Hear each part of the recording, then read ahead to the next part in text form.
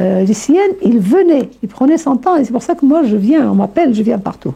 Quand on m'appelle, je viens. De peu de choses, et je ne suis pas belle, hélas.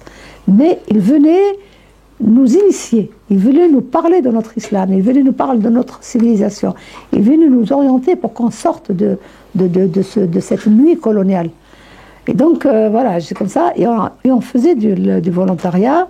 Jeune, moi, j'ai 15 ans, j'étais dans le volontariat.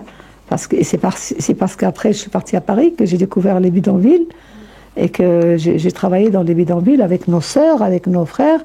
Et je termine juste par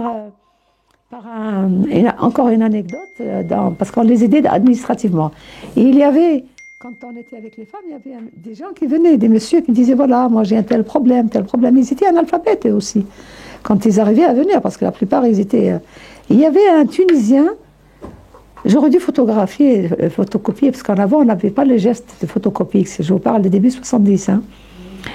Et il m'a dit à moi, parce que moi je traduisais à Christine, il m'a dit, j'ai fait un accident il y a quelques années, et j'ai reçu un papier en me disant, je l'ai fait lire, et on m'a dit que c'est de l'argent. Et je lui ai dit, mais attends, depuis quand? Il m'a dit une quinzaine, 18 ans, il n'était pas sûr de... J'ai dit, mais est-ce que vous avez gardé le papier? Il me dit, oui. Je dis, apportez-le-moi. Il m'apporte le papier. On était dans une salle, c'était les bidonvilles, hein. Ils ont un fil, on met les affaires dessus, tout le monde dort en bas. Enfin, c'était l'insalubrité la plus totale et le mépris le plus total. Et donc, je lui dis, apportez-moi. Il m'apporte le truc et je le lis et j'explique à Christine. Je lui dis, tu sais, c'est une assurance pour son accident qui doit lui donner de l'argent. Mais lui a envoyé le papier et plus jamais d'argent. Rien. Pendant des années, il n'a rien eu. Ben, j'ai dit, est-ce qu'on peut prendre ça? Il a dit, oui, prenez-le. On le prend et on se met, Christine et moi, à chercher. Mais à l'époque, c'est très difficile. C'est pas maintenant avec l'ordinateur, tac, tac, vous arrivez à trouver l'adresse. C'était très compliqué. Et on a cherché dans le bottin, et on a recherché, et on a posé des questions, on a téléphoné 1000 fois, et que le téléphone était payant. Nous, quand on donnait un ticket de Rosteu, on se disait, normalement, c'est pour prendre le bus. Enfin, bref, c'était... Je disais dans un poème à Christine qu'on était Allah yarhamha, elle s'est convertie. Je disais, quand j'ai lu l'hommage, quand elle était décédée, j'ai dit, on était la main vide, les mains vides, les mains nues et les poches vides. Et on voulait changer le monde. Bon, on n'a pas changé le monde, mais on a fait des petites choses.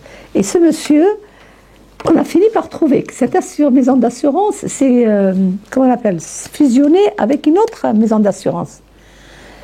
Et moi, j'étais contente, je téléphone, on me dit, oui, effectivement. Christine, à l'époque, elle avait cours, et moi, je pars toute seule, comme ça, kamikaze, et je trouve un monsieur, il était assis en face de moi, je lui dis, écoutez, il y a un parent, vous lui avez écrit, c'est votre assurance, etc., maintenant vous êtes là, mais qu'est-ce qu'il me dit? Sortez! Une simple étudiante comme ça qui vient de défier au bout de 15 ans, je ne sais pas quoi. Moi, je me lève, je n'ai pas eu peur de lui, j'ai dit, écoutez bien, monsieur. J'étais étudiante, hein, j'étais jeune et tout. J'ai dit, écoutez bien, monsieur. J'ai dit, je vais revenir avec mon avocate. Et je pars.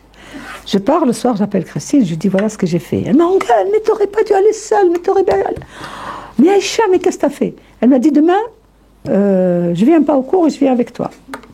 On revient le lendemain, Christine qui s'est mise en tailleur le plus chic de sa mère. Elle s'est coiffée à la manière française de l'époque, des gros talons comme ça. Et on arrive chez le monsieur. Elle n'a pas dit, j'ai pas dit que c'était mon avocate. Mais je crois qu'elle a compris que c'était mon avocate. Moi, j'arrivais à ma tenue d'étudiante simple, quoi. Je dis, monsieur, vous allez me donner l'argent de mon parent. Et elle dit, comme ça, je me souviens très bien, vous allez le payer très cher, monsieur. C'est tout ce qu'elle a dit. Mais je vous jure, wallah. Il a tiré le tiroir, il a tiré son chéquier, il m'a mis la somme exacte. Au nom de ce monsieur. Je prends le ticket, je prends le chèque, j'avais peur qu'il me le reprenne. Et Christine lui dit, mais vous savez, on a le droit de vous attaquer en justice, demander les dommages et intérêts. On prend nos affaires et on s'en va. Et on est parti directement dans le bidonville de Nanterre. Et quand on arrive chez cette famille, il était là, le monsieur. Il était accidenté, il était là. Et je lui dis, voilà votre chèque. Il y attend. Ils ne lisent pas, ils ne savent pas lire. Ils les ont arnaqués, ils les exploitaient.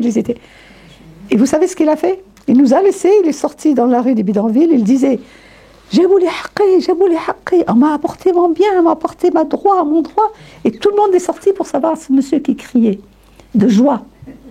Donc moi je me dis, on a fait des petites choses, mais on a fait quand même quelque chose. On a défendu les femmes, on a essayé de faire quelque chose. Merci.